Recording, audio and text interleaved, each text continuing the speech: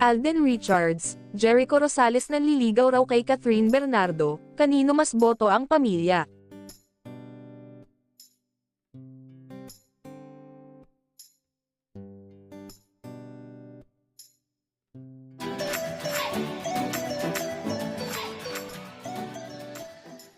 How true ang bali-balitang nanliligaw na umano si Asia's multimedia star Alden Richards kay outstanding Asian star Catherine Bernardo? Ayon kay OG, ang nagbalita sa kanya niyan ay nagmula mismo sa kampo ni Catherine.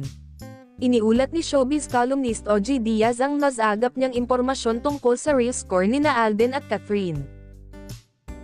According to my source, sa kampo ni Catherine, nanligaw na nga itong si Alden kay Catherine. At makikita naman daw yan sa kanilang body language. Sumang-ayon sa kanya ang kanyang mga kasama at ibinunyag na bet ng pamilya ng aktres si Alden. At gustong-gusto raw ng pamilya ni Catherine si Alden. Kasi raw si Alden ay isang negosyante, si Alden ay financially stable, responsable. Kaya raw natutuwa at naaaliw kay Alden yung pamilya ni Catherine, dugtong pa niya. Matatanda ang kamakailan lang ay muling kinakiligan ng fans ang pagdalo ni Alden sa housewarming party ni Catherine para sa bago nitong bahay. Patuloy niya, dahil daw yung mga gusto nila para sa isang lalaki para kay Catherine ay pinoposes ni Alden. Kasunod niyan, nabanggit din niya ang panliligaw rin ni Jericho kay Catherine na base sa kwento ng kanilang source. Ang sabi rin sa akin ng aking source ay nanliligaw din daw itong si Jericho Rosales kay Catherine Bernardo, sambit ni OG. Patuloy niya, pero kung botohan daw sa pamilya ni Catherine, parang mas boto sila kay Alden.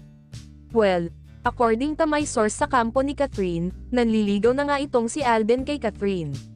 At makikita naman daw yan sa kanilang body language, say ni OG. Nang dumalo raw kasi aktor sa housewarming party ni Catherine recently ay punong abala raw ito sa pag-aasikaso ng bisita at dito raw mahahalata na talagang nanliligaw na siya kay Kath.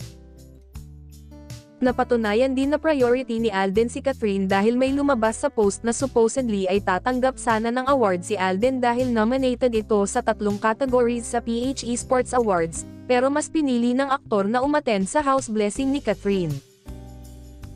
Ang malaking tanong ay kung sino naman ang mas napupushwa ni Catherine between Alden and Echo or kung ready na ba siyang magmahal ulit matapos ang 11 years na relasyon nila ni Daniel Padilla.